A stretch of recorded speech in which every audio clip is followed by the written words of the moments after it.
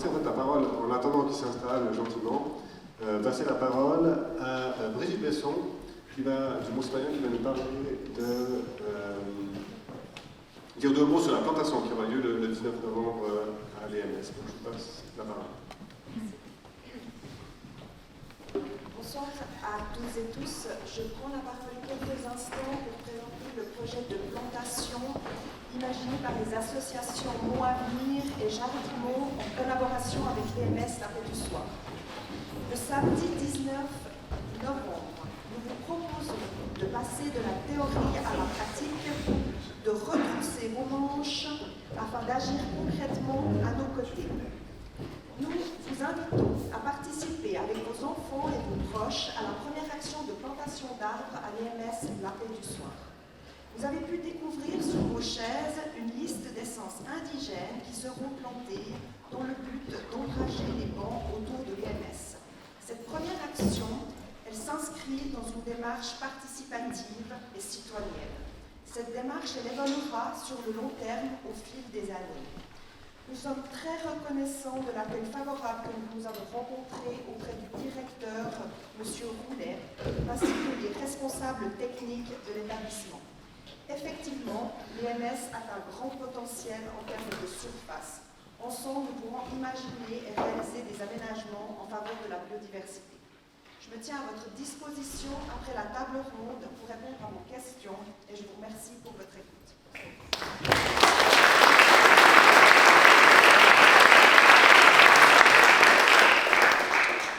Voilà, donc maintenant l'idée c'est que la parole soit à vous, mais juste avant je vais quand même vous présenter les nouveaux intervenants de la table ronde, donc ceux dont nous n'avons pas encore eu l'occasion de voir. Donc il y a M. Raphaël Marin, avocat et conseiller national Les Verts, qui du coup, pourra peut-être répondre et intervenir sur des questions peut-être plus juridiques. On a vu que voilà, planter des arbres, ça pouvait poser des questions de droit privé, de droit public, de droit sur la forêt aussi. Donc voilà, on pourra peut-être avoir des questions aussi autour de cela. Et puis nous avons aussi M. Jonathan Lebas, qui est ici au milieu, qui est arboriste, consultant chez Arbre Expert. Et enfin, M. Philippe Chomsky, de municipal Aumont-sur-Lausanne, et qui est en charge du dicaster, je ne sais pas le nom du dicaster, mais entre autres, il a les services de l'environnement. Voilà. Donc maintenant, l'idée c'est de vous passer la parole et puis de vous poser vos questions et ils sont à votre disposition. Alors, j'arrive là, parce qu'en fait, vous aviez une question avant. Puis ensuite, je vais me balader, vous levez la main, puis je vais avec le micro. Merci. Ma question s'adresse à l'un des intervenants qui voudra bien y répondre. C'est au sujet du mode d'exploitation qui est actuellement fait depuis de longues années, qui est suivi pour exploiter les forêts, qui consiste à pratiquer des coupages de pins entiers, sans discernement aucun. Ce mode de faire est-il toujours en adéquation avec ce qui nous attend et ce qui nous attendra par la suite?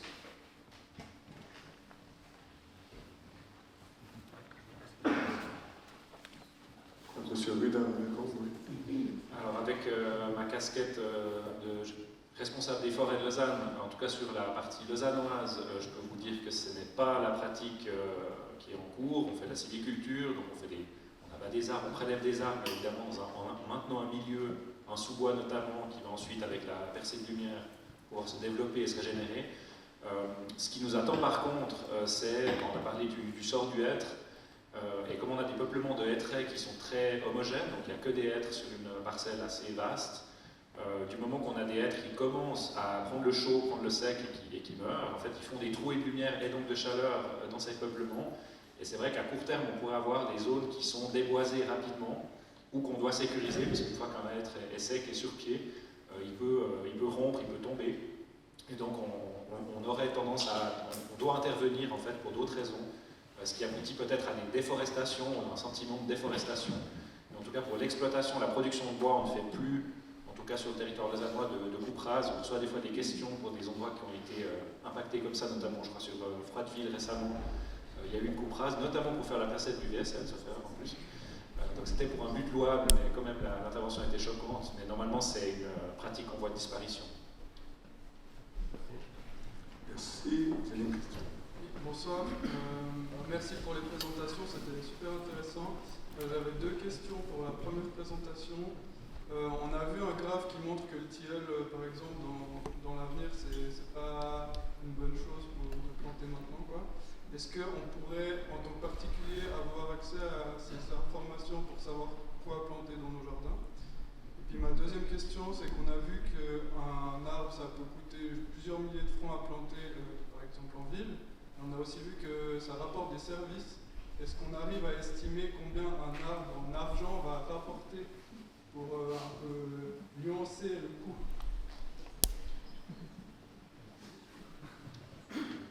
Alors la liste, c'est une très bonne question. On a prévu, on a parlé du domaine privé. Donc pour l'instant, effectivement, on se défoule entre guillemets sur les parcelles publiques et puis on fait avec ce en quoi on a accès plus facilement. Il y a tout un volet de l'objectif canopé qui s'adresse au privé justement pour tendre la main aussi pour les propriétaires, les personnes qui ont des jardins, de la pleine terre, etc., qui seraient intéressés à contribuer à en guillemets l'effort de guerre. Et puis il y a justement tous ces aspects de communication et d'aide, d'accompagnement. Alors il y a déjà mes collègues de la division nature, donc toutes les équipes qui s'occupent de la biodiversité en ville, qui font cet accompagnement, notamment pour les haies, les arbustifs, les aménagements pour la biodiversité et autres. Mais c'est évidemment quelque chose qu'on va continuer de faire. Et effectivement, lorsque les privés voudront faire des bonnes interventions on leur conseillera des arbres qui ont un potentiel de vieillissement le plus grand. Et puis la deuxième question pour la monétisation. Alors, en fait, c'est très difficile, sauf pour les services d'approvisionnement, où là, on a de la production, par exemple, de nourriture, on peut mettre un prix là-dessus. Et après, ça dépend quel prix vous mettez sur le rafraîchissement de la ville, et puis quel prix vous mettez pour les services culturels, pour avoir de beaux arbres. Voilà, ça peut évoluer au cours du temps, ça dépend des gens, donc c'est pour ça que c'est très difficile à évaluer le retour sur investissement. Mais on sait qu'il y en a un. On ne peut pas quantifier en fait est-ce que c'est rentable, mais voilà, c'est à vous de juger en fait. Je vais peut-être poser une question à M. Lebas, puisqu'il n'a pas eu l'occasion d'avoir la parole aussi avant. Donc je crois que vous faites partie de ces gens qui montent dans les arbres pour faire tailler des choses comme ça. Est-ce qu'on a entendu que une des manières d'améliorer peut-être la canopée, entre autres, ce serait de tailler différemment ou moins tailler? Est-ce que dans vos clients, dans votre travail, vous avez déjà eu ces demandes qui arrivent souvent? Est-ce que c'est quelque chose qui n'est encore pas arrivé? Oui, c'est quelque chose qui commence à venir, et on le voit avec les stratégies que Lausanne ou d'autres grandes villes de Suisse commencent à mettre en place, c'est-à-dire de gagner en couverture. Il y a comment est-ce qu'on va gérer ce patrimoine arborique actuel et comment est-ce qu'on va le faire grandir. Et typiquement, les arbres qui sont actuellement maintenus en taille architecturée ou en pincée platane qui sont sur le pied ou des choses comme ça, de pouvoir faire en sorte de les faire gagner en largeur et en hauteur et de gagner ainsi en couverture et en volume de canopée.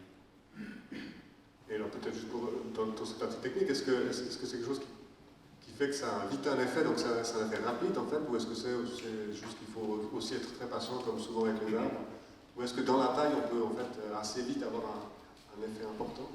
Non, alors on a un effet qui est plus important que si on plante un jeune arbre ou si on doit réfléchir à un projet d'aménagement où il faut détruire le bitume et puis ensuite réenvisager la plantation de nouveaux arbres. Après les arbres, c'est un investissement à long terme, ça a été dit déjà ce soir. Et c'est vrai que l'être humain, lui, est un peu trop court-termiste pour comprendre la vision long terme d'un être vivant qui va vivre 500 ans.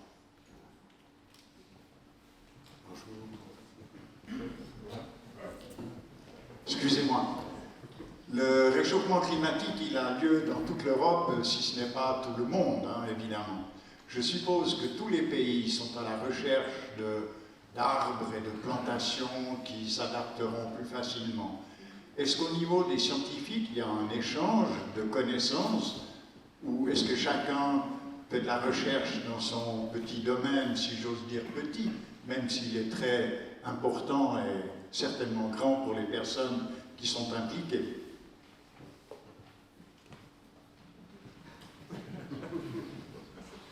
Alors en tant que scientifique, je vais répondre. Moi, je travaille principalement en ce moment sur des haies dans le milieu agricole, donc des haies fourragères qui produisent du fourrage pour le bétail, donc pas du tout en milieu urbain, mais c'est quand même des services qui sont apportés par les arbres. Et là, oui, nous, par exemple, dans le cadre de la recherche de quelles essences on va choisir, on est en contact avec des chercheurs en Italie, puisque comme comme on l'a dit, en fait, c'est dans le milieu méditerranéen probablement qu'on va trouver ces espèces. Et là, nous, on est en contact avec des chercheurs en Italie, en Espagne aussi, pour voir à peu près quelles sont les espèces qui poussent chez eux et qui pourraient s'adapter au climat suisse. Voilà, donc c'est quand même une réflexion, on va dire, internationale. Dans ce sens. Ouais, c'est rassurant. Je ne sais pas si vous avez... J'ai parlé du docteur Thomas Krauser. Donc lui, il a mis en ligne un site qui s'appelle restore.eco. Et en fait, ça s'adresse à la population mondiale. Donc on peut aller voir ce qui se fait et puis intégrer, si on a planté par exemple, donc ça ne s'adresse pas pour les forêts existantes, mais si on a planté une petite forêt, des haies, des choses comme ça, on peut les intégrer dans le site. Et puis on peut échanger avec d'autres personnes qui plantent des forêts un peu partout, donc c'est mondial.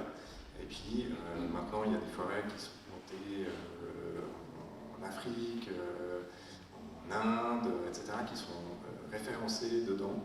Et puis on a les contacts, on peut contacter des personnes, voilà, ça permet d'échanger énormément de choses en fait. Aussi rassurer sur l'aspect administration publique, c'est peut-être moins systématique, mais les villes, chaque ville a les mêmes problèmes, on est exposé aux mêmes contraintes, et en tout cas, nous on s'inspire beaucoup de Genève, qui s'est inspiré beaucoup de Lyon, donc il y a des échanges de pratiques, parce qu'on ne peut pas réinventer la roue à chaque fois, alors qu'on a les mêmes défis et les mêmes problèmes, et puis sur les fournitures de plantes, en fait, toutes les villes arrivent vers les pépiniéristes en même temps, avec un peu des demandes, des fois un peu hétérogènes, etc. Donc il y a aussi toute une coordination, si ce n'est régionale, mais en tout cas intercommunale, pour peut-être accompagner les pépiniéristes, parce qu'ils doivent aussi réinventer ou changer un peu leurs pratiques. Ça réclame des investissements, etc. Donc le rassurer, par exemple, un volume de commandes sur plusieurs années pour qu'ils puissent vraiment investir, etc. Et sinon, on se retrouve en concurrence les uns avec les autres à vouloir acheter les mêmes armes. Donc c'est une espèce de concurrence destructive qui est à éviter. Donc on échange beaucoup, à la fois sur les pratiques et puis sur les filières d'approvisionnement.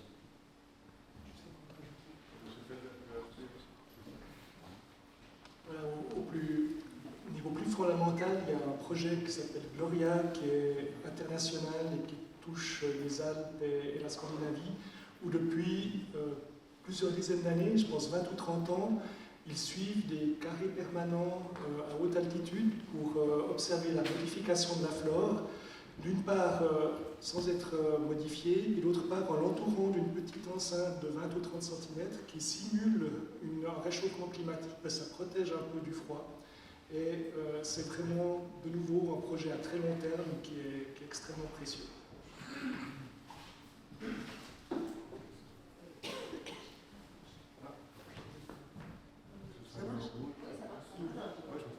D'abord, je remercie tous les intervenants parce que j'ai vraiment apprécié chaque présentation, ça m'a énormément apporté. Et puis moi, je voulais simplement demander qu'en est-il au niveau de ces affreux tuyas? Est-ce que c'est toujours permis d'en planter ou qu'est-ce qu'on en fait là, des tuyas? Mais c'est l'inverse, c'est toujours pas interdit de ne pas en planter. Pour l'instant, non, c'est pas interdit. Il y en a encore, on parlait du Trachycarpus, du palmier qui est dans les gardens. Il y a énormément d'aberrations comme ça qui sont encore présentes et où c'est à nous, acheteurs, d'être formés et de comprendre en fait le geste derrière la plantation de ce genre d'essence-là. De comprendre les erreurs qu'on a faites typiquement avec le robinier qu'on a pensé planter et qu'on pensait être une bonne idée, mais de comprendre aussi tout de suite de dire le palmier c'est une mauvaise idée, le laurel c'est une mauvaise idée, et puis après d'envisager une meilleure réflexion d'avant plantation. C'est la première question à se poser quand on veut planter un arbre, c'est qu'est-ce que je veux de mon arbre, et ensuite qu'est-ce que j'ai comme disposition et qu'est-ce que je peux offrir à mon arbre. Le bon arbre au bon endroit. Peut-être juste préciser qu'à ce niveau-là, le cadre légal cantonal au niveau du canton de Vaud est en cours de modification. C'est-à-dire que justement, il y a une certaine liste d'espèces comme les tuyas et le laurier qui vont être interdits en termes de plantation. Puis après, c'est vrai que dans les communes comme la vôtre, il y a beaucoup d'existants. Il y a des murs végétaux assez impressionnants. Et puis, peut-être qu'il peut aussi y avoir des incitations pour changer de type d'espèce. Ça, c'est une bonne nouvelle. Je voulais juste plus généralement, au niveau de la Confédération, il y a entre 60 et 70 plantes qui sont reconnues comme exotiques envahissantes et il y en a une douzaine qui sont interdites de commercialisation. Ce qui montre le gap entre les connaissances scientifiques et les observations et puis la législation qui prend toujours beaucoup de temps. Peut-être juste encore un mot sur les tuyas, les laurels et autres.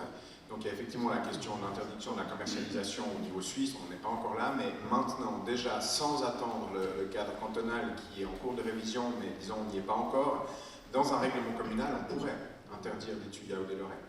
Et certaines communes le font avec plus ou moins d'exceptions possibles, mais c'est quelque chose qui est possible au niveau communal, simplement ça suppose une énergie citoyenne, comme celle qu'il y a ici par exemple, mais ça peut être fait au niveau communal, et si la législation cantonale est modifiée, ça signifiera que ça va s'imposer à toutes les communes, ce qui est évidemment la manière la plus facile et la plus efficace de le faire. Mais ce n'est pas encore pour demain, le processus étant assez long. Alors justement, je voulais poser la question à la commune, parce que c'est vrai que la commune du Mont est assez remarquable par la quantité de haies de tuya qu'elle offre. Mais ce qui me désole vraiment, c'est de voir dans mon voisinage, par exemple, une haie de tuya qui disparaît. Je me dis, oh chic, et qu'est-ce qu'on replante? Des tuyas, ou c'est l'oreille du Portugal. Et je me dis, bon, il y a la question des pépiniéristes, c'est certainement pas les particuliers qui ont fait cette plantation eux-mêmes, donc ils n'ont pas bien été conseillés.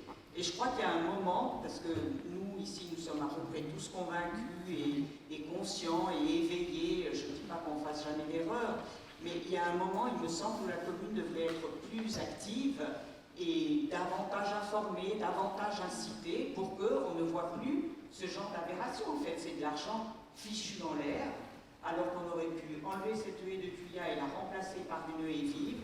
On a enlevé la haie de tuya, mais on l'a remplacée par une seule essence, l'oreille du Portugal, je crois.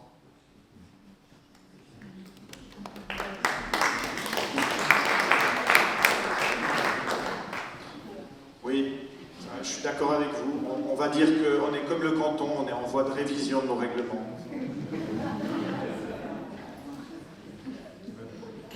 Bonsoir. En fait, c'est pas une question, je voulais juste compléter la réponse que vous avez apportée tout à l'heure par rapport à la question sur les coûts des services écosystémiques rendus par les arbres.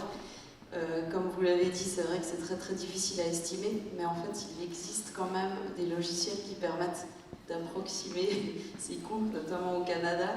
Et c'est des logiciels qui commencent à arriver en Suisse dans certains bureaux, et on se rend compte qu'en fait, ça monte très très très très vite, les coûts, enfin, le prix des services rendus par les arbres.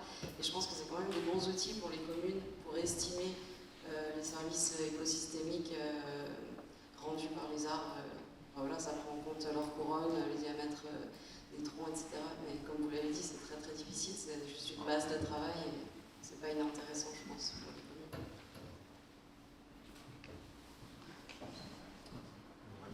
Oui, j'ai une question par rapport au danger que peuvent représenter des vieux arbres. Comment estime-t-on si un arbre est dangereux ou pas? Qui fait cela? Qui prend la responsabilité, qui prend la décision et qui porte la responsabilité ensuite? Mais votre serviteur est là pour vous aider. Non, mais, la profession tend à se développer, elle s'appelle arboriste. L'idée, c'est d'être spécialisé dans la gestion et dans les soins aux arbres en milieu urbain, donc les arbres d'ornement, qui sont dans vos jardins ou qui sont dans vos parcs et dans vos villes. Et pour la deuxième question et la partie responsabilité, c'est le propriétaire de l'arbre qui est responsable de l'état sanitaire de son arbre, indirectement forcément, mais qui est responsable de faire en sorte de trouver les meilleures solutions pour voir l'arbre perdurer dans le temps, et pour le voir perdurer dans le temps en présentant le minimum de risques ou une quantité de risques qualifiable d'acceptable. Peut-être après, l'avocat ici présent pourra préciser un peu la chose si elle se précise un petit peu. Mais comme votre chien ou comme votre animal de compagnie, vous êtes responsable si votre chien mord quelqu'un. L'arbre, c'est votre arbre et vous en êtes responsable.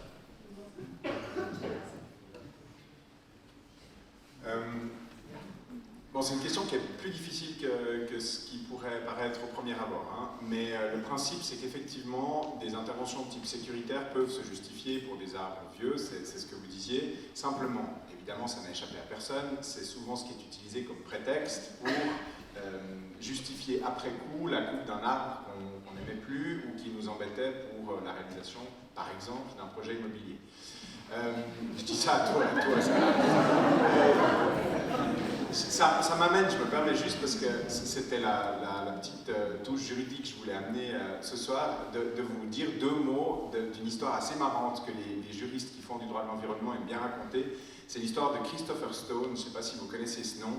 C'est un avocat dans les années 60 aux États-Unis qui s'est battu contre un projet de Walt Disney en Californie qui allait atteindre une magnifique forêt de séquoia.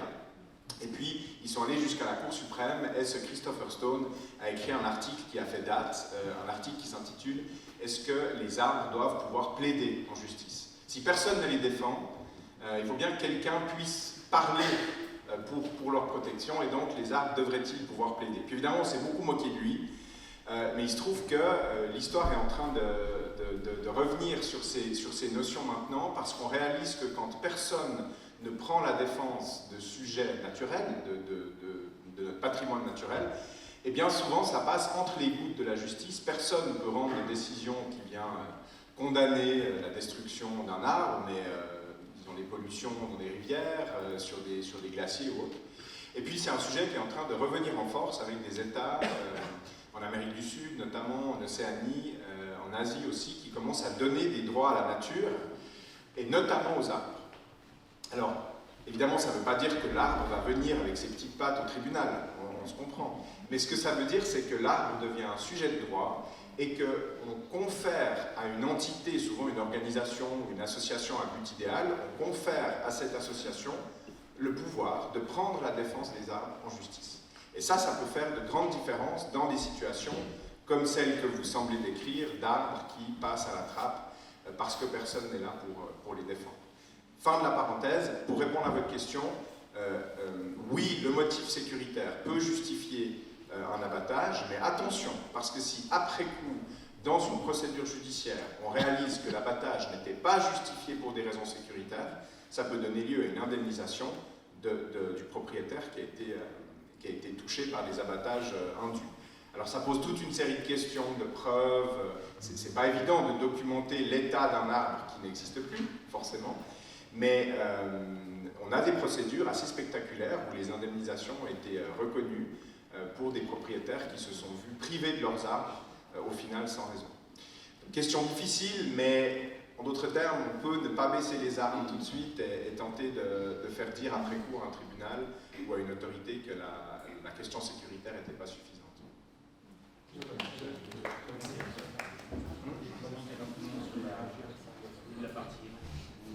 Pour rebondir sur la parenthèse, l'association qui peut défendre les arbres en Suisse romande, elle s'appelle l'Association suisse des soins aux arbres.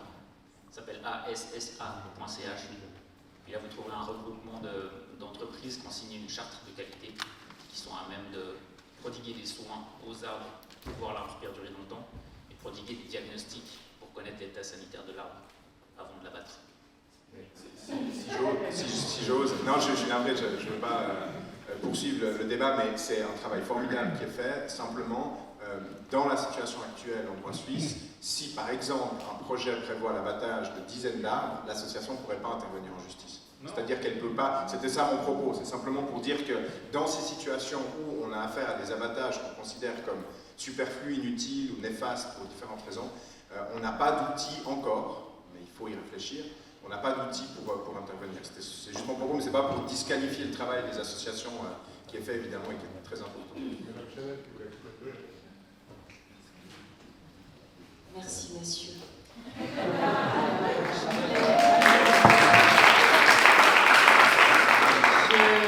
voulais aborder cette question sous un angle un peu plus vertueux et moins polémique pour dire un petit peu ce qui se passe en forêt, parce que comme je vous l'ai expliqué tout à l'heure, ce qu'on cherche à faire dans la réserve du parc, c'est d'avoir des vieux arbres, mais en même temps on doit assurer la sécurité des usagers. Donc cette question elle est au cœur de nos préoccupations. Ce qu'on a fait, c'est que déjà, en fait, dans les forêts en général, les bûcherons contrôlent en fait, la sécurité des chemins, de part et d'autre de chaque chemin, une longueur d'arbre pour justement prévenir les risques qu'il y ait un arbre qui tombe sur un chemin et blesse quelqu'un. Et puis dans la réserve du parc, on a augmenté en fait ce contrôle à 2 fois par année. Et puis en fait, les bûcherons, quand ils font les contrôles sécuritaires, ils vont noter là où il y a des situations qui peuvent être critiques et puis y retourner pour voir l'évolution. Ensuite, nous, on se pose des questions de comment on doit être interventionniste, en fait, justement. C'est-à-dire qu'évidemment, un arbre qui est situé à 30 mètres du chemin et puis qui a juste une branche qui est problématique, ben, on ne va pas intervenir parce qu'il n'y a pas de risque pour le chemin. Mais maintenant, on parlait aussi de changement du paysage forestier tout à l'heure avec les problèmes sur les hêtres. Il y a d'autres, justement, arbres comme l'épicéa et les risques liés aux attaques de bostridge sur les épicéas qui peuvent augmenter la faiblesse des arbres et du coup augmenter aussi les risques sécuritaires. Et puis, on se pose des questions de savoir comment est-ce qu'on peut intervenir avec des grimpeurs dans les arbres pour peut-être laisser des chandelles, c'est-à-dire couper l'arbre peut-être à une certaine hauteur et laisser la chandelle sur pied qui serait moins un problème pour la sécurité. Donc ça, c'est toutes des choses qu'on est en train de tester, avec évidemment derrière toujours la question des coûts, des interventions, et puis jusqu'où aller pour rester dans du raisonnable pour les équipes, pour les cadres budgétaires qu'on a à disposition. Donc voilà, c'est vrai que dans le cadre forestier, il y a aussi ces éléments-là qui se posent, ces questions-là qui se posent. Alors, la thématique de la sécurité des arbres en ville, c'est pas qu'elle me tient éveillé la nuit, mais c'est quelque chose d'extrêmement prenant pour les services communaux, puisqu'on va mettre beaucoup d'arbres. Alors les petits, comme on disait, ils ne payent pas de mine au début, donc ils ne présentent aucun risque, à moins de s'empaler dessus, ou de se griffer, ou d'avoir une allergie. Ils ne sont pas trop dangereux, mais par contre, le patrimoine arboré historique, on a des arbres même au plein centre-ville qui ont 200, 300 ans, qui ont eu la chance d'échapper à tous les projets de densification, de construction et autres, mais ils présentent du coup un challenge de gestion en termes de chute de branches ou de la rupture totale. C'est vraiment le cas catastrophique, mais c'est plutôt des chutes de branches qui peuvent être plus ou moins grandes, mais même si vous faites le test à la maison avec une petite bûche et puis vous la laissez tomber sur votre tête depuis 1 mètre, vous aurez déjà une belle bosse. Donc imaginez une branche comme ça grosse qui tombe de 10-15 mètres, c'est un danger mortel. Et puis c'est ce qu'on voit dans les infos, mais c'est pour ça que je dis ça ne me tient pas éveillé, mais ça me préoccupe. Il y a un orage sur la ville X, etc. Et un des principaux risques mortels en milieu urbain en termes d'orage, c'est soit une chute de tuiles, soit un arbre qui du coup se fait arracher une branche par une rafale ou tombe sur une voiture ou sur un piéton. Et ça, on ne doit pas le nier, ça existe. On va devoir vivre avec ce risque et on doit intervenir justement équilibrer à quel point on doit sécuriser l'arbre. Donc sécuriser l'arbre, ça ne veut pas dire le basculer, enfin le couper. Basculer, c'est le terme romantique que certains bûcherons utilisent pour dire couper un arbre.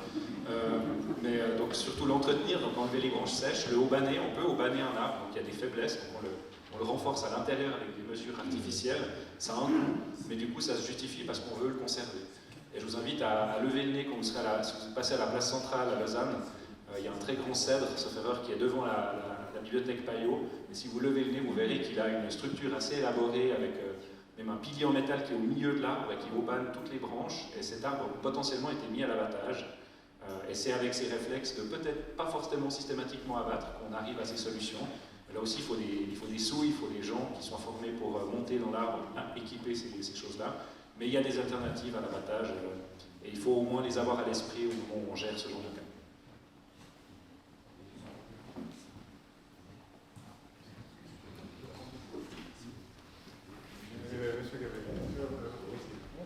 Voilà. Au Châtaignier, cette année, j'ai remarqué plusieurs personnes qui allaient ramasser des châtaignes et sous l'auvent, ils allaient les griller en famille. Et je me disais, ces jeunes châtaigniers, ils font vivre des familles une journée au coin du feu. Et ça, je trouvais extraordinaire.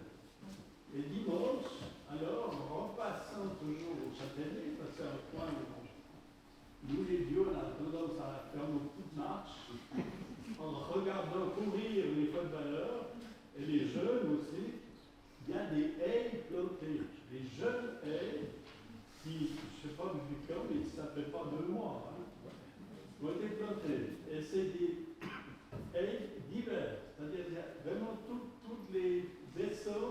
cibles qu'on peut mettre. Plus encore quelques arbres en plus.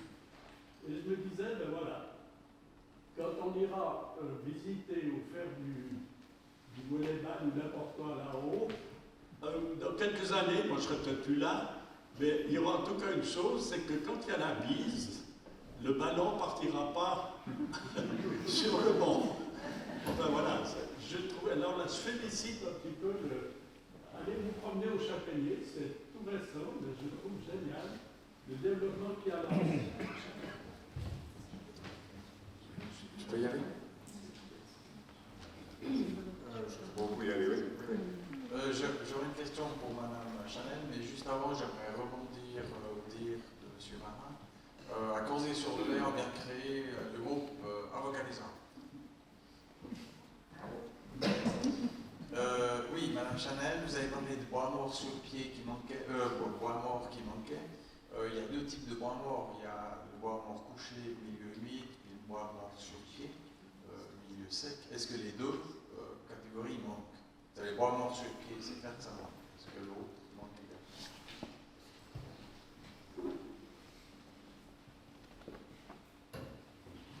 Alors, à ce stade, les recensements, on a des chiffres, des chiffres de mètres cubes à l'hectare qui englobent le tout, qui sont assez faibles. Et puis, par contre, nous, ce qu'on fait attention dans le cadre de la zone autour de l'aire protégée, où on cherche à renforcer justement la présence de bois mort, on part toujours de quantité et de qualité.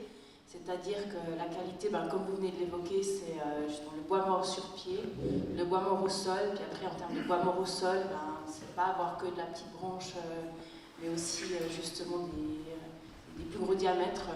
Et puis on est en train de travailler sur ces questions-là parce que c'est finalement des questions assez nouvelles de savoir comment planifier l'augmentation de la quantité de bois mort dans les forêts exploitées. Et puis on a un projet qui va débuter cette année avec la station ornithologique suisse qui va nous accompagner dans ces réflexions. Et puis bien sûr, on travaille toujours avec les gestionnaires des forêts pour voir ce qui est réaliste au final. Mais en termes de pourcentage, de mètres cubes de bois mort à l'hectare, on prend ça comme un tout. Et puis actuellement, dans les forêts du plateau, on est assez bas, autour des 15 mètres cubes à l'hectare. Et puis là, dans le cadre du parc, on réalise le point zéro lors de la labellisation du parc en collaboration avec le WSL. On n'a encore pas les résultats, mais d'ici fin du premier semestre 2023, on aura les résultats qui nous permettront de dire de où on part pour voir ensuite l'évolution qu'on va repointer tous les 10 ans. Alors moi, ma question, elle porte plus sur le bois comme énergie potentielle qu'on peut utiliser. On voit qu'avec les pénuries qui risquent d'arriver de pétrole, de gaz, etc., en Suisse, on pourrait se dire le bois, c'est une bonne source d'énergie, mais vous nous dites, j'ai l'impression qu'il ne faudrait pas justement abattre ces arbres, mais comment est-ce qu'on peut concilier? Est-ce que c'est conciliable d'utiliser le bois comme énergie et en même temps de vouloir protéger les forêts? Je peux commencer, on est en plein dedans, on a un plan de gestion de nos forêts qui est en cours de révision, c'est des plans qui durent à peu près une vingtaine d'années à chaque fois. Et le cœur de ce document qui est pas, c'est pas quelques pages, c'est une centaine de pages avec les missions, les usages de la forêt et ses différentes fonctions. Et alors on a des solutions territoriales, donc on a justement par exemple, on dit la réserve centrale du parc, c'est un îlot de sénescence, c'est un îlot de biodiversité, donc la fonction principale c'est biodiversité et accueil, et puis d'autres parcelles qui sont consacrées à l'exploitation et à l'accueil par exemple. Et là on a, pour vous donner un chiffre, un ordre de grandeur, la possibilité en termes forestiers, donc la production autorisée d'après le plan de gestion pour les forêts lausannoises, qui sont à peu près 1700 hectares, donc 1300 si on soustrait la réserve, c'est à peu près 11 000 mètres cubes par année. Ça paraît beaucoup, mais en fait c'est pas beaucoup si je vous dis que, en tout cas dans le volume de bois qui a été transformé en plaquettes et qui sera plaquette de bois pour du chauffage ou pour du chauffage à distance, la future centrale des Palinges, il y a un projet avec la commune des Palinges de faire une centrale de chauffage à distance avec du bois, absorbera la totalité de la production de plaquettes de bois, en tout cas des forêts du Jura environnant. Donc un projet, ça fait déjà, si vous voulez, tout le bassin d'alimentation des forêts lausannoises qui serait absorbé par ça. Donc la forêt, si on veut la gérer durablement, ça veut dire aussi qu'on a un curseur qui est moins haut que si on dit on voit la forêt comme une ressource uniquement pour l'énergie ou la construction. Et c'est là où il y a un peu un point de tension, parce que aussi il y a des fluctuations dans le marché du bois. Le bois n'est pas très cher, ça fait que la forêt n'est pas rentable. Je parle aussi à toutes les autorités communales qui ont des forêts à gérer, c'est un centre de coût. Alors qu'en fait on se dirait mais ça devrait être de l'or en barre, c'est de la ressource locale, renouvelable, neutre en carbone, enfin qu'est-ce qu'il y a comme autre critère à mettre pour que cette matière soit chère, ou en tout cas valorisée. Et actuellement elle n'est pas valorisée à ses vrais bénéfices. Mais quelque part heureusement, parce que lorsqu'il y a un prix qui explose d'un seul coup, et ça se passe dans les pays de l'Est notamment, il y a une ruée sur la matière première, il peut y avoir des dommages au milieu. Et je fais le lien avec le bois mort sur pied, on a des demandes d'évaluation du potentiel de biomasse qu'on pourrait fournir. Et actuellement, par exemple, les bûcherons et les forestiers laissent les branchages en forêt parce que ça a des mesures, des plus-values en termes de bois mort. Mais dans une perspective d'exploitation de la forêt, on devrait récupérer ces branchages pour faire de la biomasse, des pellets, des plaquettes ou du biogaz. Et donc là, on voyait qu'il y a des intérêts divergents ou des usages conflictuels, des conflits d'usage sur la même ressource. Et là, on va devoir faire des choix ou des arbitrages ou des choix territoriaux. On dit sur cette parcelle, on ne fait pas ça. À d'autres endroits, on le permet. Puis là, il faut une politique forestière un peu plus globale ou une coordination des acteurs. Espérons quand même que ce ne soit pas que du pain de glace qui va finir par peupler notre territoire. Ma question n'est pas là par contre.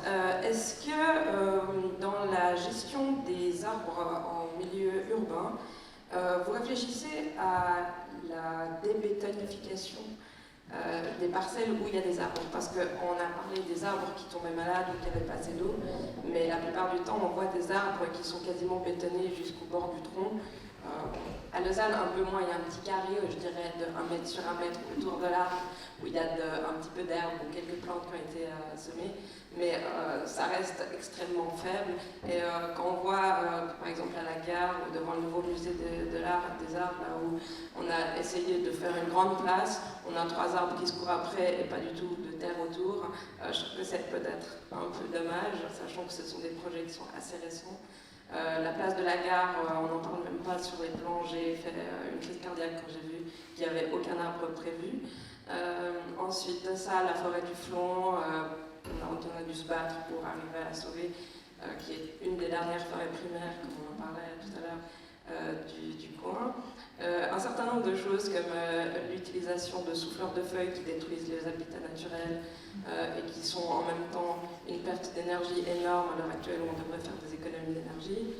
Pareil pour les aspirateurs. Enfin, toutes ces choses-là, est-ce que vous avez prévu de revoir ce type de politique? Parce que moi, ça m'inquiète en fait. Alors, on va commencer par le sujet qui fâche. Je crois que le plateforme 10, on est unanime. C'est vraiment le gâchis récent, un des pires exemples d'urbanisme qu'on puisse avoir vu naître à Lausanne en pleine. En plus, il y a eu pile le bon été pour tester la capacité d'accumulation de chaleur de cette zone. Donc on a des beaux cas à ne pas refaire. Alors là, je tournerai la question vers le canton, puisque c'est le canton qui est maître d'ouvrage. Donc est-ce qu'on aurait laissé un privé construire quelque chose comme ça? Je ne pense pas. Je vais m'arrêter là. Nous sommes filmés. Ensuite, pour les pratiques, alors pour les espaces, la perméabilisation des sols, effectivement, normalement, elle va de pair avec la réflexion avec le sous-sol. Donc effectivement, si le sous-sol est bien fait, il n'y a pas autant besoin de désimperméabiliser en surface, parce qu'il y a des autres enjeux, notamment d'usage de l'espace public. Si c'est un trottoir, il doit rester accessible, notamment avec les personnes à mobilité réduite, pour des véhicules ou pour d'autres usages. Donc le milieu urbain est plus contraint qu'on puisse imaginer.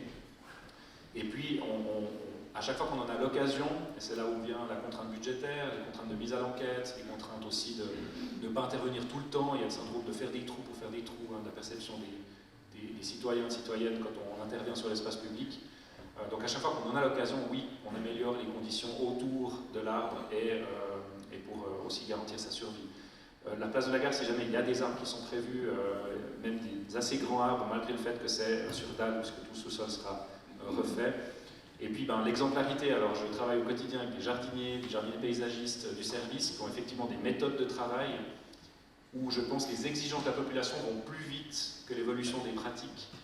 Donc je pense qu'il y en a certains, par exemple, qui étaient tout fiers d'avoir des souffleuses électriques, parce qu'on avait râlé que les souffleuses à moteur faisaient trop de bruit. Et puis là, cette année, effectivement, avec le battage médiatique autour des souffleuses et de la microphone, je pense qu'ils se sentent...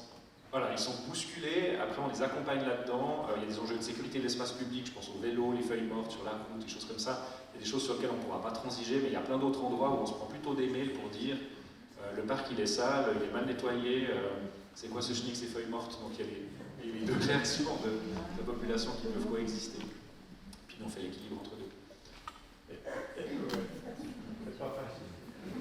J'ai croisé une fois un bûcheron, un ancien bûcheron dans le parc du Jura. Et puis on a discuté un peu et il m'a parlé d'une technique révolutionnaire qu'il a mise au point avec son collègue parce qu'en fait pour permettre que les petits arbres repoussent, les sapins par exemple, il faut enlever les ronces, sinon les ronces elles recouvrent tout et puis ça repousse pas, ça étouffe. Et d'habitude il faisait ça à la débroussailleuse, puis la débroussailleuse ça vibre, ça fait beaucoup de bruit, ça pète les tympans, enfin voilà, quand on fait ça toute la journée on n'est pas bien après. Et en fait, la technique qu'ils ont mis au point, c'est la technique du bâton. Voilà, donc on prend un bâton, il faut une certaine longueur de bâton, 1,50 m par exemple, puis en fait on enlève les ronces, puis on tapote dessus, puis après les arbres ils poussent bien. Voilà. Puis, en fait ils ont fait ça pendant quelques années pour voir si ça marchait, puis ça marche très bien, ça marche aussi bien que la débroussailleuse, donc technologie ultra low cost. Hein.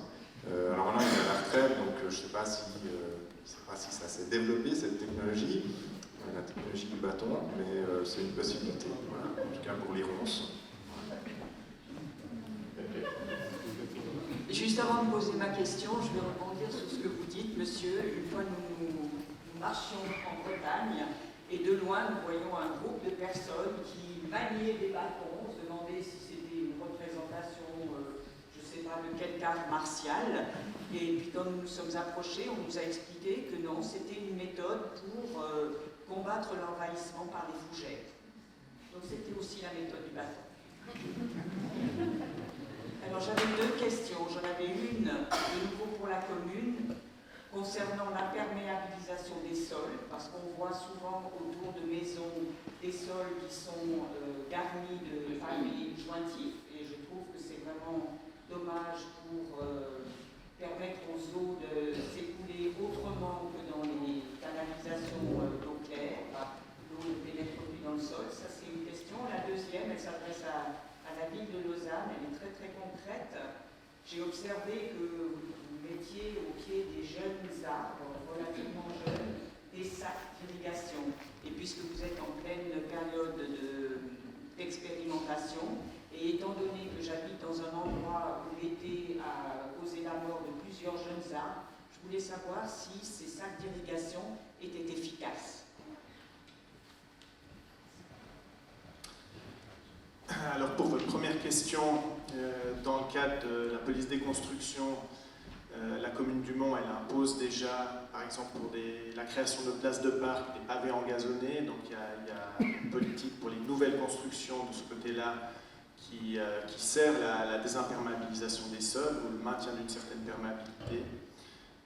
Après, il y a tout un travail qui peut se faire sur le reste du territoire et ça nécessite des arbitrages, des budgets pour effectivement dégrader et revivifier, revitaliser les sols. C'est quelque chose qu'on va commencer à entreprendre, c'est quelque chose de tout récent, je pense, pour beaucoup de communes, et puis c'est quelque chose qui est par exemple déjà dans une proposition de budget de la commune pour l'année prochaine. Si vous le permettez, moi je voulais juste rebondir sur un autre débat qui a été amorcé peu auparavant, sur la monétisation des bienfaits de la nature, en disant mais on voit que des coûts et puis on voit pas ce que ça rapporte. Alors je sais pas, moi ça m'inspire toutes sortes de choses, finalement de reprendre peut-être certains mots dont on est victime, et puis reprendre ce même vocabulaire pour imaginer les solutions. Je pense notamment à un exemple, il y a dans un économiste états-unien, je crois que c'était Sandel, mais j'ai lu ça il y a quelques années, mais il donnait l'exemple d'une garderie dont la direction finalement se plaignait avec le personnel éducatif, qu'il y avait des parents qui arrivaient 5 minutes, des fois 10 minutes en retard pour aller chercher leurs enfants. Et la direction de la garderie, d'entendre avec les équipes pédagogiques, ont pris la décision finalement de pénaliser au niveau financier et de monétiser chaque minute de retard.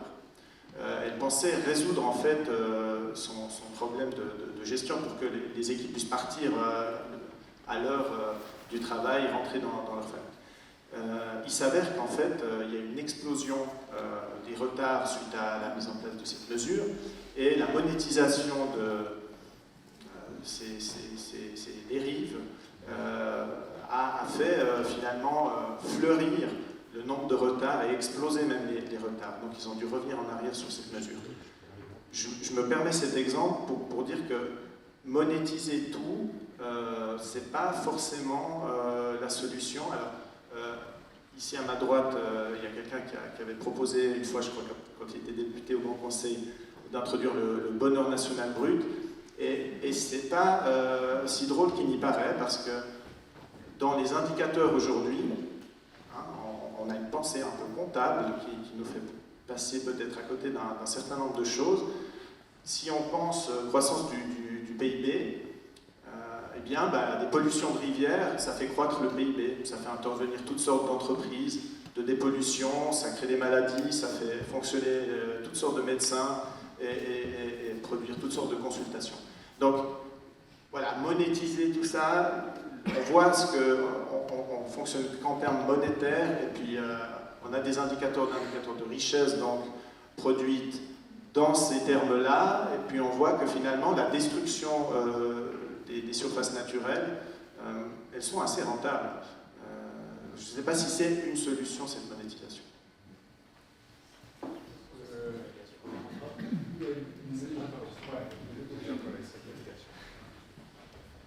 Alors oui, vous avez dû en voir pas mal. Effectivement, avec l'explosion du nombre de plantations, évidemment que... Alors, je ne pense pas qu'avant cet été, on avait imaginé avoir aussi vite 4 mois sans pluie, plus 3 vagues caniculaires successives, plus des épisodes de bise entre deux pour un peu encore sécher le terrain et bien aider les arbres à sécher sur pied. Donc les sacs d'arrosage font partie de ces infrastructures aussi de complément.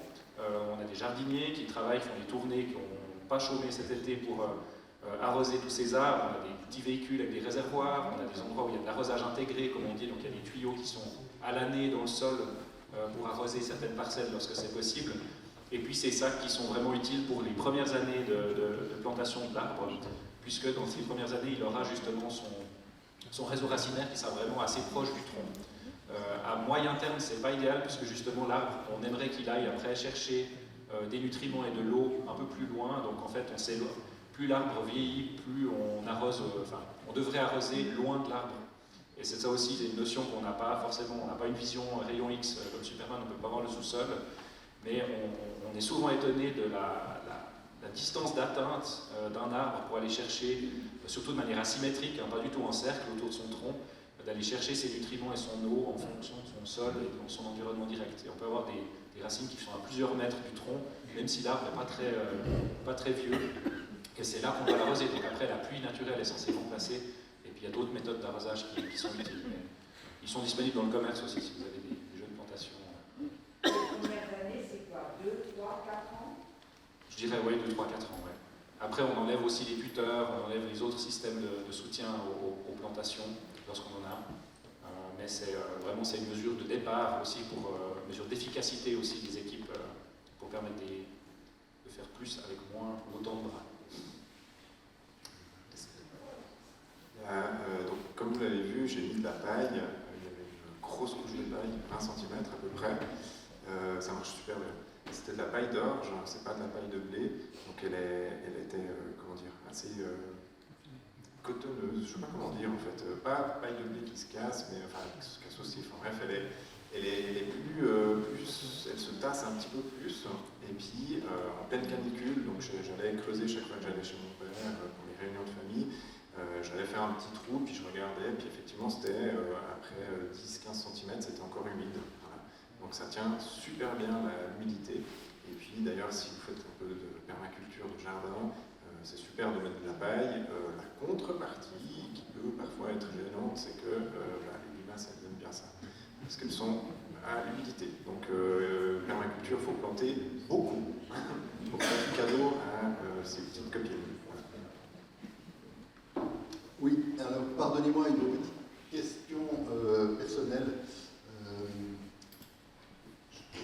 J'ai besoin d'être rassuré sur la thématique du bon arbre au bon endroit, où j'ai appris dans l'exposé de M. Feller qu'il y avait certaines essences qui n'étaient pas indiquées à planter n'importe où, et en particulier le palmier de chanvre, j'ai bien compris, je crois que j'en ai chez les voisins. Voilà, j'habite dans une villa mitoyenne en VPE, donc on a très peu de terrain, j'ai pas d'arbres sur mon terrain, j'ai juste des défensives, clôtures. Et j'ai longtemps que j'aimerais avoir un arbre. Il y a un arbre qui, pour des raisons esthétiques, tous ces arbres sont magnifiques. Hein. C'est moi qui ai préparé ce petit slideshow, j'ai pris des arbres sur internet qui me plaisaient visuellement. Et au sein de ce slideshow, vous verrez le choix que j'ai fait d'un arbre, d'olivier centenaire que j'aimerais planter sur mon terrain. Alors j'ai entendu dire que le sud, le bord méditerranéen, c'est le bon choix puisqu'on se réchauffe. Maintenant, je m'inquiète de savoir, et peut-être que ce n'est pas la bonne idée. Qu'est-ce que vous pouvez me dire à ce sujet-là?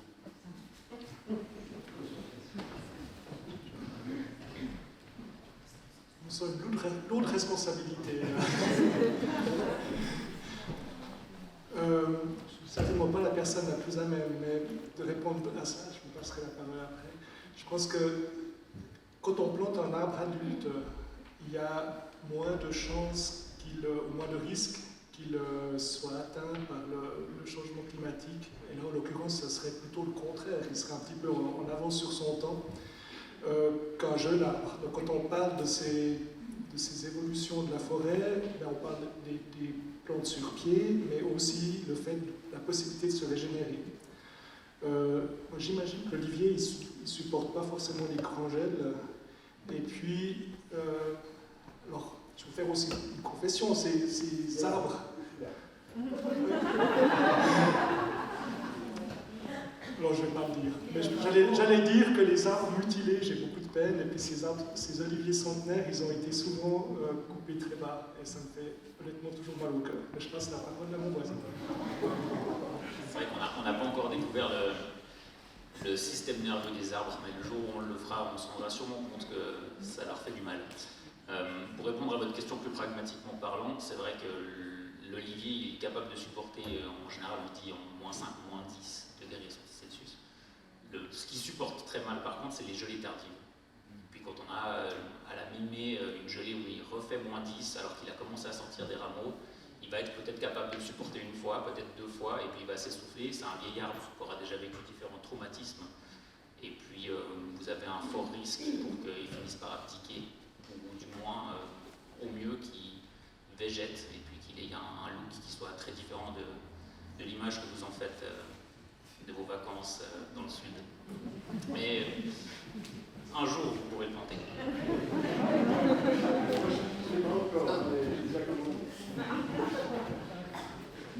Oui, j'ai une question encore ici.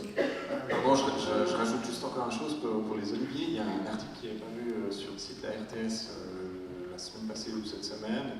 Il y a un jeune voix qui s'est dit tiens, je vais planter des oliviers à Genève. Et puis il l'a fait en 2017 et apparemment ça marche assez bien. Alors je ne sais pas combien de temps ça met pour mettre à fruit un olivier. Je pense que c'est en 10 ans, je sais pas du tout. Je dis au bal, 10 ans. Ouais. Mais apparemment ils survivent et puis ils supposent que d'ici quelques années, 5 à 10 ans, il pourra récolter des bonnes quantités d'olives. Par contre, il a planté des arbres jeunes et pas un olivier centenaire parce qu'effectivement, dans le pot, je pense qu'il tire un peu la gueule, quoi. C'est possible. Oui, mais comme on dit les autres, c'est difficile. Bonsoir, j'ai une question pour Madame Chanel, qu'on n'entend malheureusement pas assez ce soir, et qui traite d'une question qui concerne un futur très lointain, quand plus aucun de nous sera là.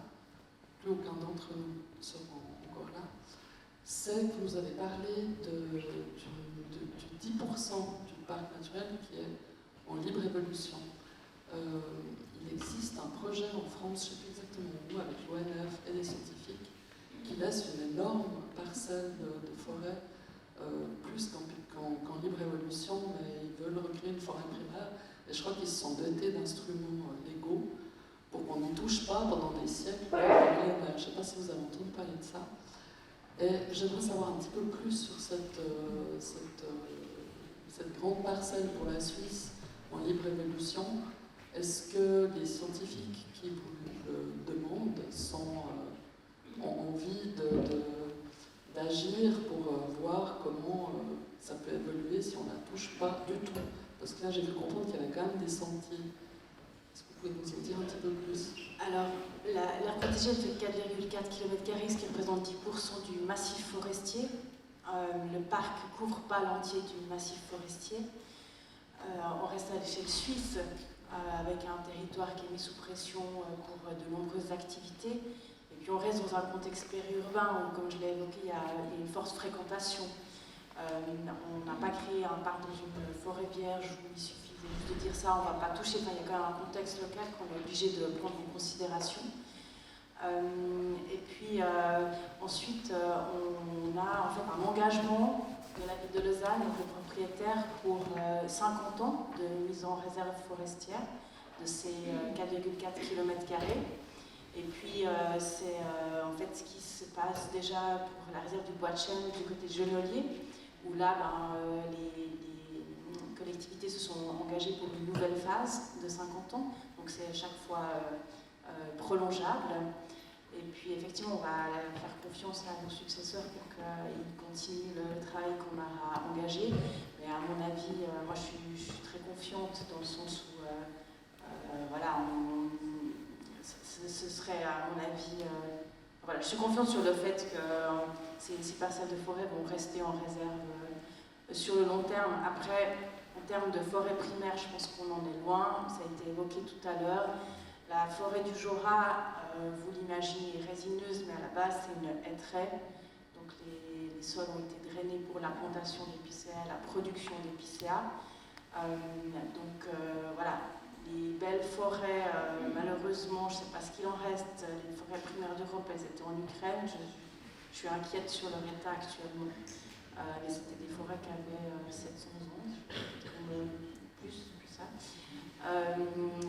Et là, on ne va pas de nouveau avoir des forêts primaires, mais on tend à leur rendre un peu de naturalité en tenant compte du contexte périurbain dans lequel on se trouve.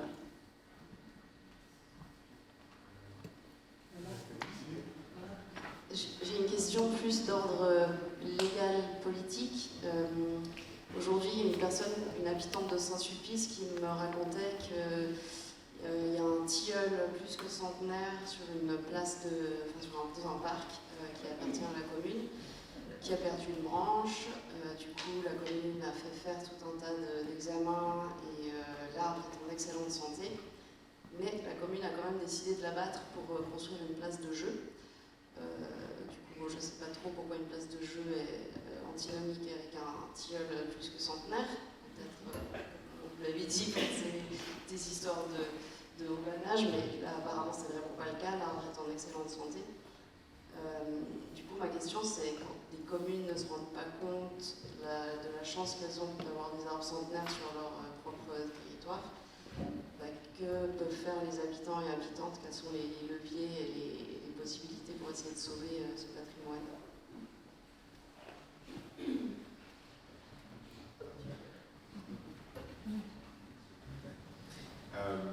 Sur le plan politique, je pense que l'instrument de la pétition serait intéressant. Si on est assez réactif et qu'on peut rapidement récolter des signatures pour déposer une demande citoyenne auprès des autorités, ça peut peut-être faire pencher la balance. Donc la pétition, il n'y a pas d'exigence de forme, vous savez comment ça marche, on fait des tableaux Excel, nom, prénom, signature, on peut même faire signer des personnes hors commune. Et là, l'idée, ce serait d'aller assez vite pour qu'évidemment on puisse intervenir avant l'acte fatidique.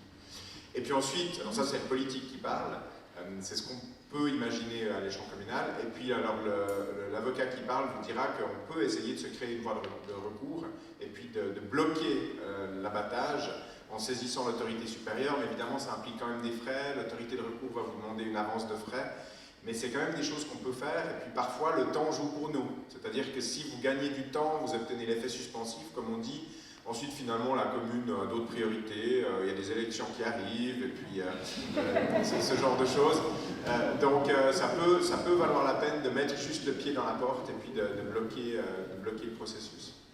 Deux idées. Après, les combats pour la nature et pour les arbres notamment peuvent prendre différentes formes. Hein. C'est juste deux idées en passant. Et puis l'initiative communale. Alors il paraît qu'au Mont, il y a une initiative.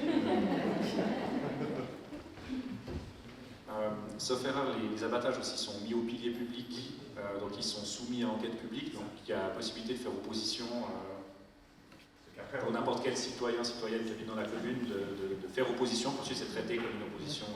Je me disais presque que c'est dommage d'attendre, en fait c'est juste dommage que les communes ne se rendent pas compte qu'elles ont un arbre en mode français. Alors je ne connais pas l'arbre en question ni comment ça a été apprécié, mais j'ai dit avant c'est une histoire de curseur, donc la perception du risque c'est quelque chose d'assez flou. Un service communal qui dit justement il y a une place de jeu à côté, l'arbre il peut tomber sur un enfant, ça part un peu plus dans l'émotionnel et on ne veut pas assumer le risque d'une branche qui tombe sur un enfant, et donc il y a peut-être une décision qui allait trop du côté sécuritaire. Mais c'est pour ça que les processus démocratiques existent, il y a un processus d'opposition, la commune devra expliquer sa prise de décision, et puis ça fait partie du jeu. Oui, je vais encore lancer un petit pavé. Peut-être une question un peu plus philosophique, étant donné qu'on est très égocentré sur les humains. On parlait tout à l'heure avec M. Felbert, je crois, Felbert, de la migration des arbres, mais comme vous l'avez bien dit, en fait, un arbre, le temps des arbres est très très long, et donc pour qu'un arbre puisse effectivement migrer de 100 km ou 150 km, je pense qu'on parle de centaines d'années peut-être. Là, en l'occurrence, on a un réchauffement climatique qui s'accélère dans l'exponentiel, donc vous avez bien vu cette année qu'on ne s'attendait pas du tout à ce qu'on a eu, et de par les connaissances que j'ai pu acquérir et un peu les recherches que j'ai faites, on est dans une phase d'accélération extrêmement rapide, donc cette migration naturelle ne se fera pas. Et on parle maintenant donc de petits humains qui vont aller planter des arbres méditerranéens en Suisse ou dans les Alpes. Est-ce qu'on n'a pas peur de jouer aux petits chimistes, un peu comme on l'a déjà fait par le passé, et de finalement aggraver en fait la situation plus que l'autre, juste parce qu'on a en fait des impératifs de survie humaine et non pas de recherche du bien-être au niveau écosystème général? Enfin voilà, je sais pas, c'est une question un peu vague. Oui, c'est une question intéressante et puis la réponse est complexe. Je pense qu'il y a effectivement des cycles très longs des arbres, mais les arbres sont des espèces qui se reproduisent pas chaque année ou presque. On sait qu'il y a des années où il y a beaucoup de glands, beaucoup de fer, etc. Donc il y a l'opportunité de dispersion des semences qui est sur une longue distance de temps en fait. Et puis j'ai renoncé à aborder la question, mais je vais en parler maintenant, c'est ce qu'on appelle la dette d'extinction, c'est-à-dire qu'un arbre qui est en place, qui est adulte, comme je le disais tout à l'heure, eh bien il va pouvoir survivre un moment avant de... Finalement, il va pouvoir survivre un certain nombre d'années dans des conditions qui ne lui sont pas favorables. Et puis, il y a aussi, on va parler vraiment finance, mais crédit de colonisation, c'est-à-dire qu'il y a des endroits qui seraient possibles pour un arbre et puis qui ne se réalisent pas. Donc, j'imagine qu'il y a déjà toute une série des plantes qui sont plantées, en particulier en ville, et puis parfois il y a la dissémination à partir des villes. Il y a de la dispersion aussi, quand on parle de fruits, par les oiseaux, par les renards à longue distance. Et puis dans certains cas, il va comme vous parliez des hêtraies qui meurent sur pied, ben, il va falloir peut-être donner un petit coup de pouce en semant d'autres essences. Alors il y a des risques, ben, on a vu avec ce fameux palmier chanvre, palmier de Chine, si on prend des espèces, soit des variants qui sont résistants au climat ou des espèces que j'ai mentionnées dans ma présentation, bien on diminue le risque à long terme. Finalement, si on prend des plantes qui sont proches de la Suisse ou indigènes à la Suisse, bien finalement c'est le temps qui va donner raison à cette intervention.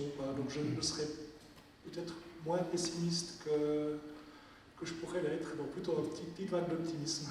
Bon, c'est juste que des fois, en fait, la nature va, par la force des choses, se disperser d'une manière, et l'humain ne va pas forcément être capable, en fait, de comprendre comment elle se serait dispersée, et on la disperserait pas de la bonne manière, ou, disons, d'une manière qui risque d'aggraver, en fait, la biodiversité, puis de peut-être aggraver, en fait. Oui, il y a ce risque. En même temps, si on prend la situation il y a quelques centaines d'années, ben on avait, parmi les forêts, un couvert forestier beaucoup plus dense que ce qui est actuellement. Donc maintenant, ce morcellement fait qu'on a peut-être besoin de donner un coup de pouce pour ces échanges entre les différentes forêts, la question des corridors écologiques et autres. Donc peut-être qu'à un certain moment, la main humaine va être nécessaire pour donner la main qui va donner un petit coup de pouce. Oui, moi j'ai une question pour Mme Chanel. L'association Parc du Jura, actuellement, c'est 4 ou 5 communes, je crois. Moi j'ai vu 4 sur la diapositive, 5. 4 plus Lausanne. 4 plus Lausanne, donc ça fait 5. Est-ce que d'autres communes ont prévu d'y adhérer? Où en sont les contacts politiques? Alors on était parti à plus, et vous avez sûrement suivi un petit peu les péripéties de la création du parc. Donc on était parti à plus. Il y a à la base l'association qui a piloté la phase de candidature du parc comprenait 13 communes, plus l'État de Vaud, parce que c'est un gros propriétaire forestier en fait des bois du Jura. Et puis je dirais que les 3-4 premières années de mon activité professionnelle pour ce parc du Jura a consisté à discuter avec les communes de si oui ou si non il fallait créer le parc et où serait située cette fameuse aire protégée. Et puis au final, grâce à la ville de Lausanne et à son engagement politique, on a un parc d'importance nationale ici au bord de l'agglomération lausannoise, parce qu'elle avait justement la maîtrise du foncier pour accueillir l'entier du territoire du parc sur sa commune. Et puis, donc du coup, il y a d'autres communes qui sont vraiment pas du tout enchantées de la création du parc. Puis on va laisser un petit peu le temps se faire. Et puis on verra plus tard. À ce stade, on a à cœur de travailler avec les communes qui sont membres de l'association sur toute une série de projets. Je vous ai évoqué tout à l'heure la question de la plantation des haies au châtaignier, que monsieur évoquait tout à l'heure. Donc ça, c'est une collaboration entre le parc et la commune du Mont qui a permis aussi que ce projet soit concrétisé. Et puis on travaille sur d'autres éléments comme la promotion de la filière du bois, avec la labellisation d'objets bois suisses qu'on a réalisé aussi cette année. Enfin, il y a toute une série de choses qu'on fait avec les gens qui ont envie de travailler avec nous à ce stade. Et puis pour l'instant, on n'a pas décidé qu'on allait faire du démarchage d'autres communes. On souhaite pouvoir déjà renforcer la collaboration avec les communes qui sont membres actuellement. Et puis on verra par la suite. Merci pour votre réponse. Je ne sais pas si on discute après, donc c'est pour ça que je dis maintenant. La commune de Montprévert, donc elle ne fait pas partie, c'est où on habite, mais la municipalité a beaucoup changé. Et puis, par exemple, ils étaient ouverts à une forêt gourmande. Je proposais aussi une forêt Miyawaki, ça avait l'air assez motivé. Du coup, peut-être que ça pourrait le faire maintenant. Ça a vraiment bien changé, si jamais, au cas où. Voilà.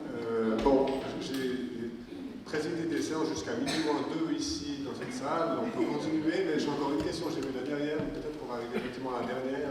J'espère que je n'ai pas fait cette demande. On l'aura un petit moment après pour répondre de manière plus informelle, mais je propose qu'on ait encore cette question-là. Bonsoir, merci pour votre intervention et l'organisation de cette soirée fort instructive. J'avais juste eu l'envie, en fait, je reviens un petit peu en arrière dans les questions qui ont été posées et je voulais formuler, je voulais exprimer formellement les demandes puisque nous avons deux représentants des gens qui travaillent dans les administrations lausannoises et du Mont sur Lausanne qui se présentent. Et puisque nous savons maintenant, donc, avec certitude, que les communes ont ce pouvoir, donc de changer leur règlement en matière de plantation d'essence, y compris pour des projets privés auprès de propriétaires, d'une part pour les nouvelles essences et de séparation de parcelles, etc., mais aussi en matière d'abattage d'arbres, parce qu'il y a le cas de figure où c'est le propriétaire qui se fait abattre un arbre contre sa volonté, mais il y a aussi le cas inverse où c'est les pouvoirs publics qui abattent ou qui permettent, disons, l'abattage par des propriétaires d'arbres qui auraient un intérêt à rester. Donc dans les deux cas. Voilà. Je parle en connaissance de cause parce que moi j'habite sur Lausanne. J'ai eu un chantier pendant des mois avec un immeuble au chemin du Levant qui s'est construit, un immeuble de 4 étages avec 20 appartements, et ils viennent de planter, alors c'est pour pas la nommer parce qu'elle se trouve sur le Mont sur Lausanne, mais l'entreprise Ménétrait, ils ont planté une haie de petits tuyas fabuleux. Alors, voilà. Donc une intervention dans ce sens-là, auprès, évidemment, au moment où se prennent les décisions, c'est-à-dire au moment de l'élaboration des projets, entre le maître d'œuvre, le maître d'ouvrage et les entreprises concernées. Alors, la question est très pertinente et puis elle est juste, j'adoucirais un petit peu alors déjà le temps du règlement est sensiblement plus rapide que celui des arbres, mais pas immensément dans sa célérité, donc le temps que la base légale cantonale change, que le PGA change, que le BACOM change, et puis surtout que l'administration s'adapte dans ce sens-là, puisqu'on peut éditer toutes les règles que vous voulez, il faut des gens qui soient à l'office du permis de construire pour vérifier les projets, et il faut des gens, on sait que ça contourne, on ne réalise pas exactement les plans comme on a prévu, etc. On a eu des problèmes de chantier, enfin toutes les bonnes excuses pour ne pas réaliser le permis de construire mais faire autre chose. Et puis notamment pour les espaces verts, les gros problèmes qu'on a, c'est que c'est la dernière chose qu'on fait sur un chantier. Donc si vous avez des surcoûts de construction, des mauvaises nouvelles au niveau géologique, toutes les autres complications de construction, souvent vous arrivez à la fin du chantier et puis il ne reste plus vraiment beaucoup d'argent pour faire les espaces verts. Et ça, c'est un problème qu'on a dans tous les projets actuellement, et on a besoin de personnes qui sont habilitées à les contrôler la réception des travaux et d'autres normes qui permettent de contraindre les propriétaires à réaliser ce qu'ils avaient mis à l'enquête. Mais ça, c'est un sujet un sujet fleuve, pardon, changer pas le bon auteur, c'est un sujet fleuve pour l'application des lois.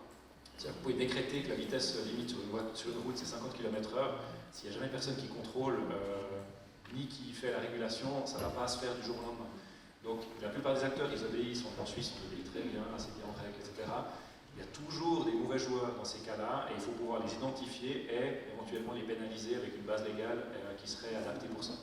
Permettez-moi juste de revenir, parce que si le cas est très récent, je peux le rapporter avec la loi. Oui, il est absolument récent. Il date d'il y a 15 jours. Mais Maître Main a précisé que justement les communes ont ce pouvoir, donc il n'y a nullement besoin d'attendre un changement cantonal.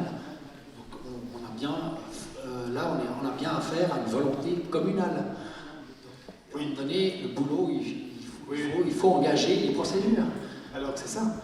Alors, je suis heureux d'entendre cela, et puis ça veut dire que je pourrais prendre mon téléphone au le jour où j'ai vu ça, et puis voilà, j'en suis arrivé. Moi je vais aborder dans le sens sur Jade pour la question du contrôle, si ça nécessite des ressources humaines. Alors on va changer le règlement, je suis quasiment certain l'année prochaine pour la protection des arbres. On va engager ça, on est déjà en discussion avec la DGE qui nous dit d'attendre le règlement d'application de la nouvelle loi. Donc voilà, c'est pas qu'on veut pas, on attend le bon moment et puis dès qu'on pourra on le fera. On va faire pas mal de choses, mais c'est vrai qu'il faut après des gens sur le terrain. Et vous avez vu l'histoire des Martines, des abattages dans le cadre d'un chantier, c'est pas évident, il faut des personnes qui puissent contrôler les chantiers, il faut des ressources humaines. Au Mont-sur-Lausanne, ça fait à peine une année qu'il existe un service de l'environnement. Donc là, c'est effectivement symptomatique, c'est des dernières choses qu'on fait dans les chantiers. On pense à l'arborisation, à la végétalisation, quand on a le temps ou quand il reste un peu de budget. Et en général, dans l'organisation des collectivités publiques, je peux vous dire, c'est exactement pareil. C'est-à-dire, dans les communes, on met en place d'abord, on engage des ingénieurs, en génie civil, on pense aux routes, aux politiques, moi je les appelle les politiques dures. Et les politiques, qu'on pourrait appeler molles, environnement, culture, c'est toujours ce qui vient à la fin. Et il faut des soirées, je pense, comme celle-ci. Il faut de la sensibilisation. Si je peux utiliser cette image, il faut polliniser les esprits, les consciences sur l'importance, en tout cas aussi équivalente, de penser une arborisation, d'avoir des essences qui ne soient pas invasives, qui ne soient pas nuisibles, comme le bambou et puis les tuyas ou je ne sais pas quoi. C'est aussi important que faire bien la route.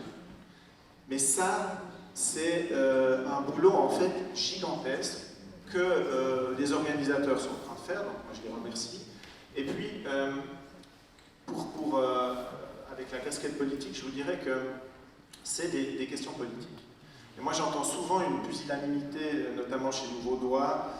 C'est un peu sale, hein, finalement, la politique, on va pas se dire que rien n'est politique. C'est comme on me dit, ah, tu es en charge des écoles. Quand je dis je suis en charge de l'éducation. Non, mais attends, non, l'éducation, c'est pas juste les écoles. Non, on ne s'éduque pas tout au long de sa vie.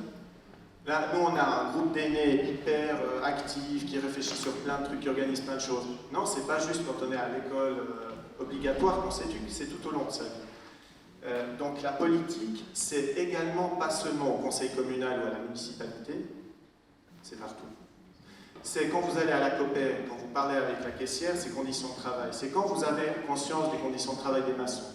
C'est pareil, quand vous avez conscience que le personnel communal, il n'arrive pas à tout faire. Alors vous organisez des choses pour essayer de faire prendre conscience des urgences à tout un chacun. Et donc la politique, elle est partout. Elle est comment dire, ce soir-là aussi, finalement, c'est un moment politique. Quand je vais au kiosque, quand je vais prendre le journal avec mon kiosquier, quand j'achète le journal, je refais le monde avec la personne qui me le vend, c'est un moment politique. La politique, il faut lui redonner un peu ses lettres de noblesse et puis pas juger ça sale, c'est faire vivre le débat dans la cité, dans la police. En fait, ici, on est une agora magnifique, comme une agora athénienne, et puis on discute en fait. La politique, c'est toute l'organisation de la société, tout ce qu'on a en commun. Alors certains vont dire, il faut beaucoup maintenant arboriser. Vite. Non, mais c'est un monstre budget. Ou alors, est-ce qu'on va mettre des ressources supplémentaires en commun pour penser à cette biodiversité et puis la favoriser et puis l'élargir? Ou alors ça va faire un point d'impôt en plus. Alors tout ça c'est politique en fait. Des arbres c'est politique. Ce soir c'est politique. Alors comment on fait? Est-ce qu'on peut supprimer les impôts par exemple aussi? Et ça marche bien, hein, l'idée des impôts c'est assez facile, on supprime. Comme ça chacun aura plus d'argent par exemple pour faire un vol EasyJet, pour aller là, où est-ce qu'on met en commun un peu plus de ressources pour penser le commun, pour penser ensemble et organiser ensemble les points de vue et puis la société de demain. Voilà, donc tout ça est politique, franchement. C'est noble la politique, Raphaël, qu'est-ce que t'en penses? Il y a un peu de noblesse là-dedans, il faut.